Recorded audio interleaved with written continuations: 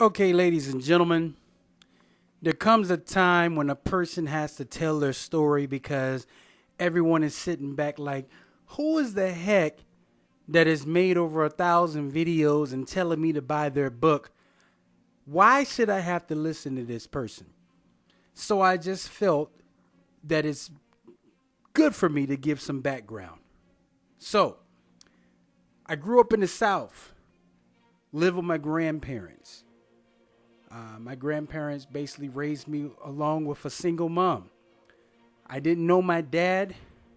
Well, I knew of my dad, but I didn't speak to him or hear his voice until I was age 27 and didn't see him personally, see him myself until I was in my 30s, right? So, grew up playing music at a young age. Played the alto saxophone, did some piano lessons, and I started in the fourth grade. So, by the age I was 17, I was able to obtain a music scholarship.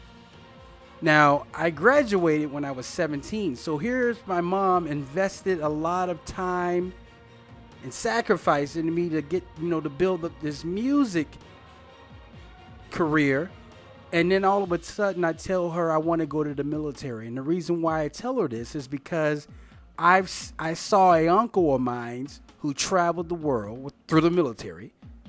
And I felt that where my scholarship was meant that I had to go back to the home because I felt like a preacher's kid because I lived a sheltered life.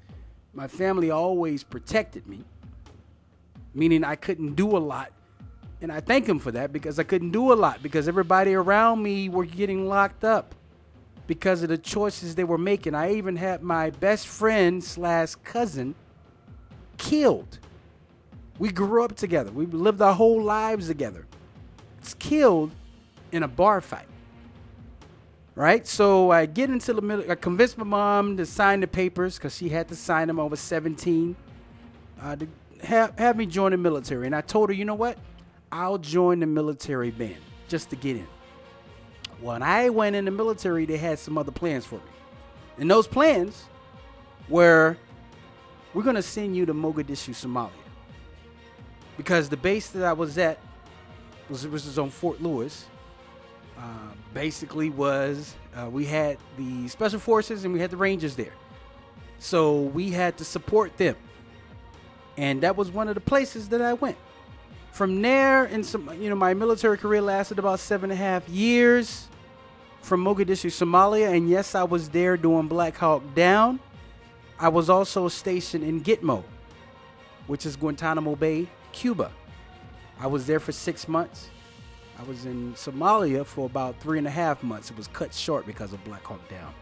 When I was in Guantanamo Bay, we were catching Cubans and keeping them in the camp and process. It wasn't just Cubans. It was other people from India and all kinds of places because they heard that the easiest spot to get into America is through Cuba. I ended my military career in Hawaii.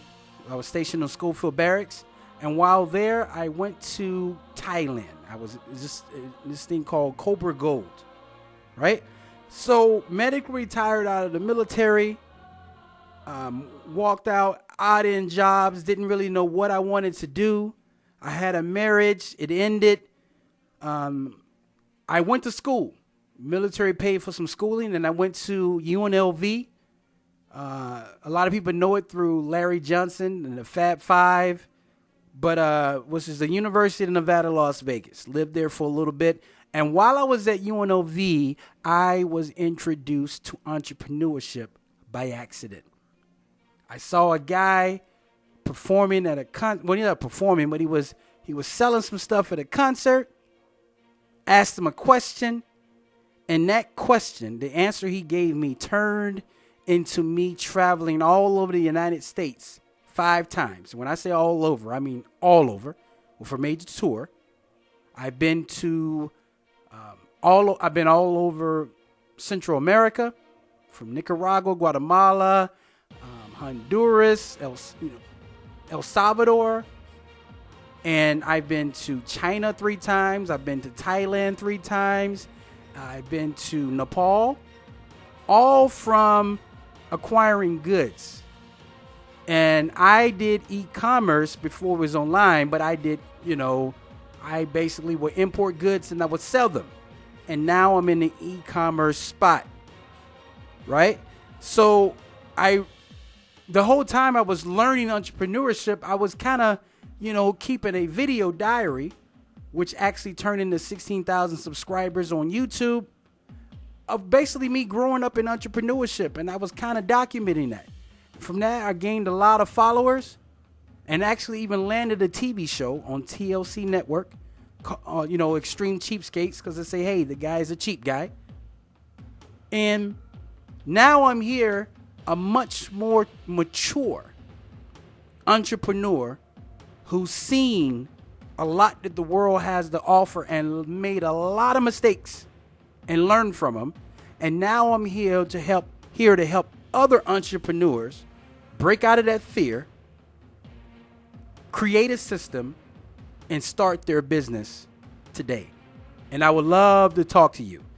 And my last thing is, I want to make sure, my goal is for 1 million people to get this book that I have called How to Find Your Passion Now, which is on Amazon, but I'm giving you your copy away for free. So that's kind of my story in a nutshell. It's a lot more to it, but I think you get the gist of it. So thank you guys for listening.